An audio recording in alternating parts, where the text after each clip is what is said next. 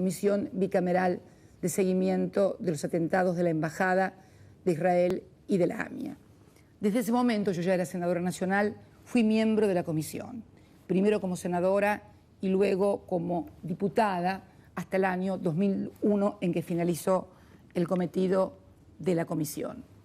Durante el desarrollo de esta comisión emitió 3 dictámenes,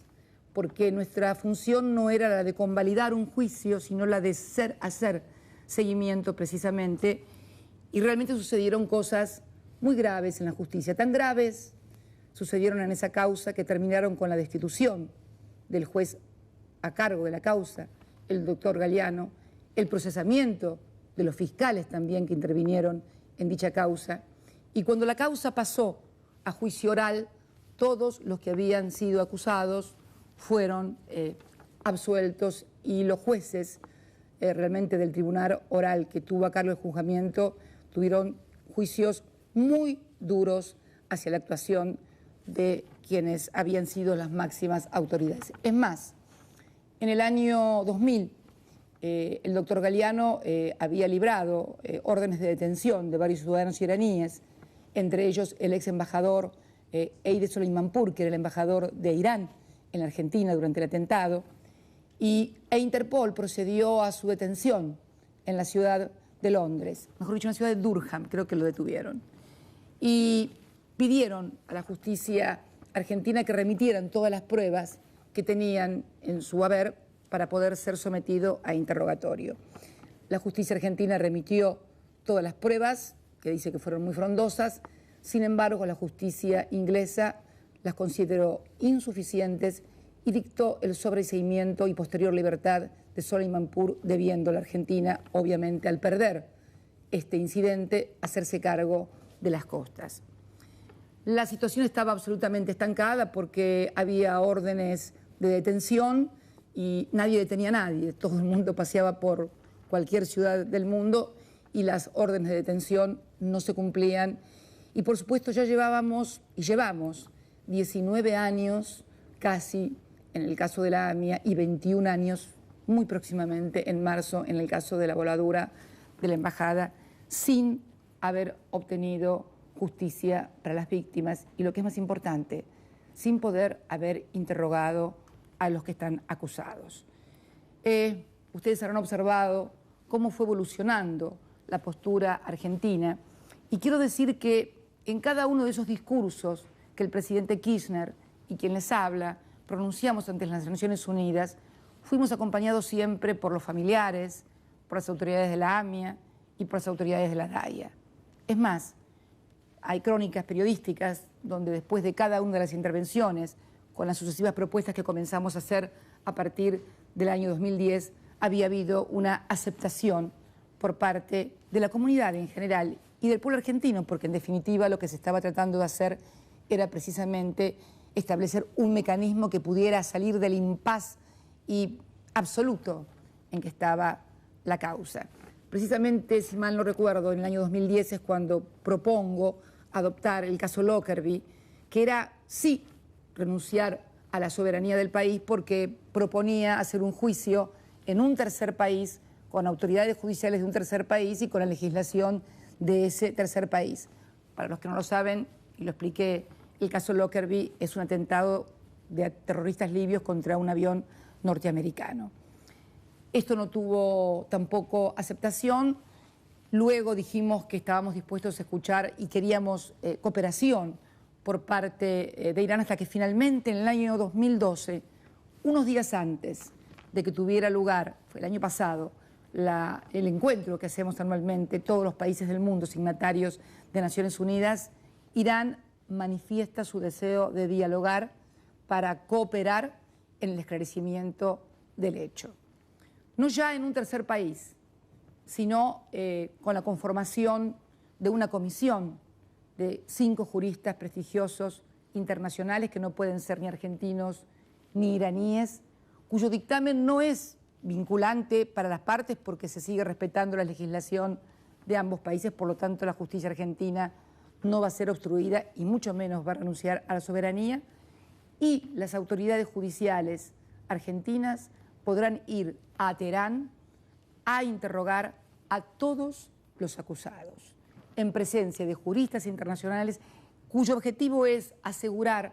el debido y legal proceso, principio fundamental del derecho penal occidental. Pienso sinceramente que tal vez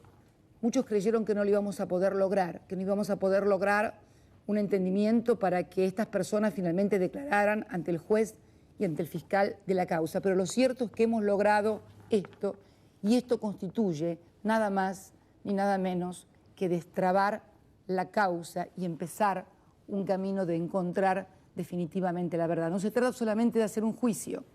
tal cual lo afirmé en mi tercer informe en soledad como miembro de aquella comisión bicameral en el año 2000-2001. No se trata solamente de hacer un juicio, se trata de conocer la verdad, porque sin conocer la verdad podrá haber juicio, pero no va a haber justicia. Y de lo que se trata aquí es de lograr justicia, saber quiénes fueron los que perpetraron tan horrendo crimen y castigarlos. Por eso este entendimiento. Mucho se hablaba al respecto de que se renuncia a soberanía porque se va a tomar declaración a los presuntamente involucrados en Teherán. Yo quiero acá leer que hay muchísimas causas, todas estas van a ser remitidas inclusive en un informe, en un anexo al Congreso para que el Congreso pueda tener acceso a ellas. 6 jueces federales argentinos han ido a 12 países diferentes del mundo precisamente para hacer interrogatorios sobre causas penales, sobre causas civiles, autorizados por la Suprema Corte de Justicia, porque además es alguna práctica común. A mí me ha tocado declarar inclusive en juicios en otra jurisdicción por teleconferencia. No hay ninguna renuncia de soberanía cuando un juez se traslada a otro territorio. Es más, tenemos sonadas causas en nuestro país que nunca hemos logrado que ni siquiera se permitiera que un juez argentino fuera a ese país a interrogar a los detenidos, por ejemplo, por casos de corrupción. Recuerdo nada más el escándalo de corrupción de IBM Banco Nación, donde nunca pudo interrogarse a los ejecutivos, ni siquiera en Estados Unidos, más aún de que se haya intentado. Por eso, la primera aclaración, no hay ninguna renuncia a soberanía, no hay ninguna vinculación, no hay ninguna razón vinculante, hay una opinión y un conocimiento que 5 juristas internacionales en la Comisión de la Verdad van a tomar sobre las pruebas que aporten cada uno de los países, sobre todos los instrumentos, todos los elementos que puedan para precisamente dilucidar la verdad, que aconsejarán y ayudarán a los países, pero fundamentalmente estarán manteniendo que haya legalidad y garantías para todas las partes de que se hace un debido proceso, sin que ninguna de las partes renuncie a la legislación aplicable de su país. Por otra parte, es bueno recordar, porque también algunos dijeron que éramos el único país que hablaba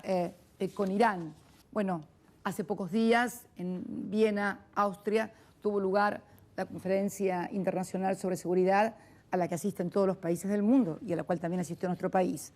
Allí, el vicepresidente de los Estados Unidos de Norteamérica ha dicho: estamos, y voy a leer textualmente, estamos preparados a un encuentro bilateral con la dirigencia iraní cuando el líder supremo esté listo para ello. No necesita ser en secreto. Nuestra oferta es real y tangible. A él se agrega el ministro de Relaciones Exteriores de Alemania, Guido Westerwelle, al afirmar: seamos francos, es esencial que nos enfoquemos en una solución diplomática. Y como si algo faltara como refuerzo, otro miembro del Consejo Permanente de Seguridad de Naciones Unidas, el canciller ruso Sergei Lavrov, declaró: el uso de la fuerza es inaceptable. Lo cierto es que el próximo 26 de febrero todos los miembros del Consejo, todos los miembros permanentes del Consejo de Seguridad de Naciones Unidas, más Alemania, se van a reunir con las autoridades iraníes para hablar de una agenda de temas nucleares, que es uno de los temas centrales hoy en la agenda internacional con Irán. Como verán, no somos el único país que dialoga. Pero hay otras razones también, de pura lógica. La razón de pura lógica, además, porque, ¿qué quiere decir? ¿Que hablamos porque hablan otros países? No. si en la causa los acusados son todos iraníes, si además en la causa el fiscal le imputa a Irán como Estado haber sido el autor intelectual del atentado contra la AMIA, si todos los recabados por Interpol con orden de detención roja son iraníes, ¿con qué país quieren que negociemos? Con el único país que podemos negociar precisamente para lograr estas cosas es con Irán, sobre todo teniendo en cuenta el antecedente de Soleimanpur. También se ha hablado de la cuestión económica, como si esto fuera una cuestión que Argentina quiere tener relaciones económicas con Irán, comercio con Irán. Nunca se detuvo el comercio con Irán. Los únicos años en que el comercio con Irán, sobre todo en materia de granos, estuvo detenido fueron los años 2003 y 2004.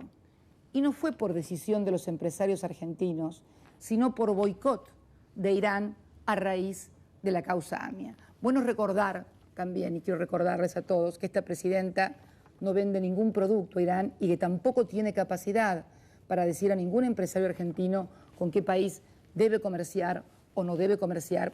porque sería denunciada por atentar, contra el derecho al libre comercio que consagra nuestra Constitución. Pero sería interesante que los que hacen estas afirmaciones averiguaran quiénes son los que venden granos a la República Islámica de Irán. No van a encontrar mi apellido ni el de ninguno de los funcionarios de este gobierno con toda certeza. Por otra parte, también es bueno recordar, lo ha informado hace muy poco la agencia Reuters, que pese a las sanciones que Estados Unidos ha impuesto en el mercado mundial a Irán, lo cierto es que la agencia Reuters ha informado que Estados Unidos ha aumentado 1/3 la venta de sus granos, pese a las sanciones existentes, a Irán. No es una crítica, es simplemente información para que podamos tener un cuadro adecuado. Finalmente, y como tal lo había adelantado en el año 2012, tomar una decisión de esta naturaleza excede, a mi criterio, las facultades de esta presidenta, más allá de que la Constitución le asigne facultades suficientes para representar en las relaciones exteriores a la República Argentina. Por eso quise que este memorándum de entendimiento tuviera el nivel de acuerdo, de tratado, y fuera remitido para su control y su aceptación o no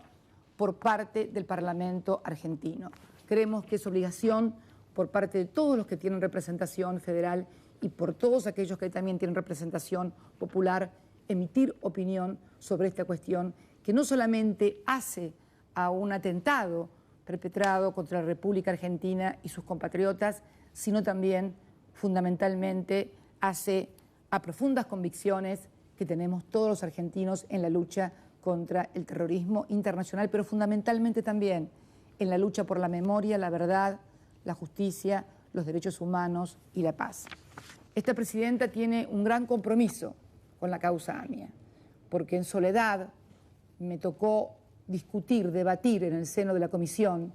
muy duramente y sin que trascendiera a la prensa, porque si algo tenía en claro era que era algo tan delicado, algo tan terrible que no podía ser ni siquiera rozado con la mínima sospecha de politización o de partidización de las cosas. Tal es así que el tercer informe que se hace,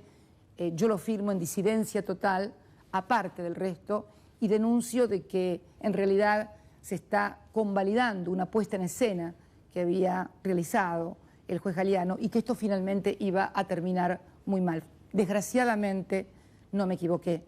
He entablado muchísimas conversaciones y he recibido en esos años y durante todos estos años a los familiares y demás. Me tocó ver durante el desarrollo de la comisión cosas terribles. Me acuerdo que estaba a cargo del Departamento de Unidad de Investigación Antiterrorista, reconocido como la DUIA, el entonces comisario Jorge Alberto Palacios. Precisamente durante la gestión de ese comisario, que hoy está procesado por escuchas telefónicas a un familiar de una víctima, Sergio Burstein, de la AMIA, recuerdo que durante la gestión estaba presente, casi siempre presente en las reuniones de la comisión. Me acuerdo que durante la gestión de la DUIA fue que desaparecieron 66 cassettes, si mal no recuerdo el número, que eran grabaciones que había tomado la CIDE sobre Tejeldín. desaparecieron y nunca se supo por qué. También se tomaron declaraciones y aparecieron anónimos que luego fueron totalmente desvirtuados y todo terminó en un gran escándalo judicial y en un inmenso dolor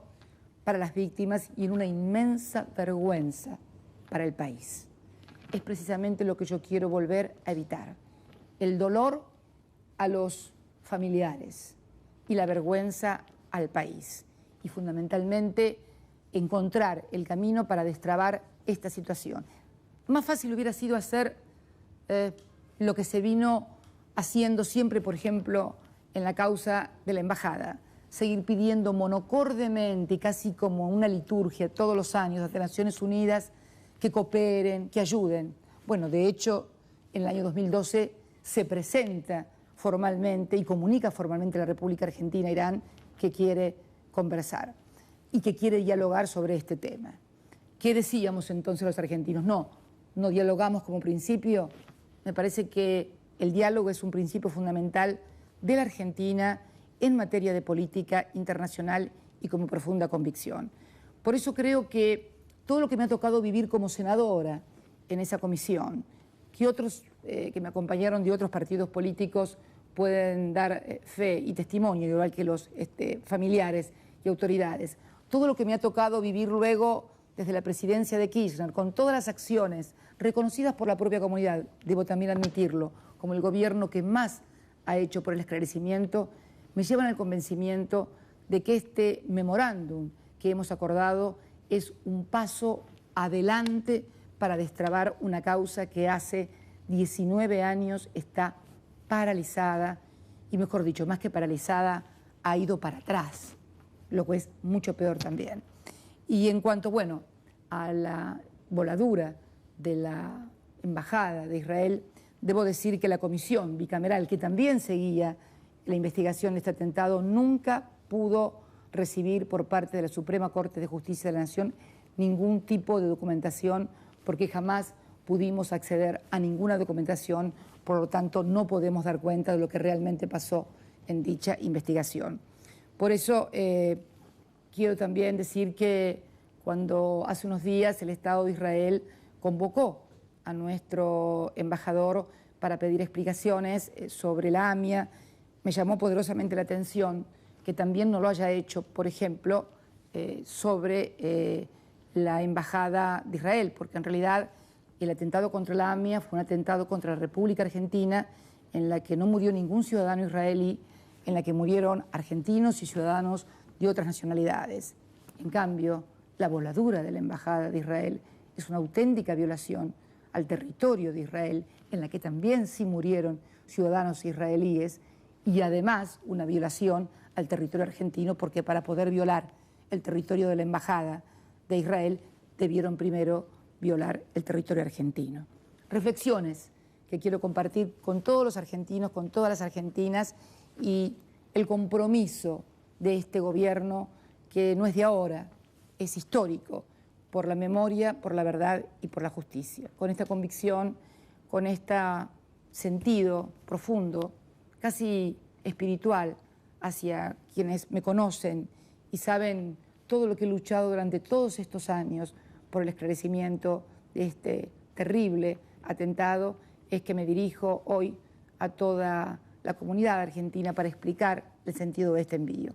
y decir que, en definitiva, la última palabra, como siempre, la tendrá el Parlamento argentino, porque soy absolutamente respetuosa de las decisiones que son las decisiones de las instituciones de la República. Muchas gracias y buenas noches. Transmitieron hasta aquí, conforme a lo establecido por el artículo 75 de la Ley 26.522 de Servicios de Comunicación Audiovisual, LRA Radio Nacional y LS82 Televisión Canal 7, junto a todas las emisoras que integran la cadena nacional de radio y televisión de todo el país y el Servicio Internacional RAE, Radiodifusión Argentina al Exterior, con motivo del envío del mensaje número 173 del proyecto de ley para la aprobación del Memorándum de Entendimiento entre el Gobierno de la República Argentina y el Gobierno de la República Islámica de Irán sobre los temas vinculados al ataque terrorista a la sede de la AMIA en Buenos Aires el 18 de julio de 1994, que consta de 9 artículos cuya fotocopia autenticada en idiomas farsi, español e inglés forma parte de la presente ley. A partir de este momento, los servicios integrantes continúan con la difusión de sus respectivos programas.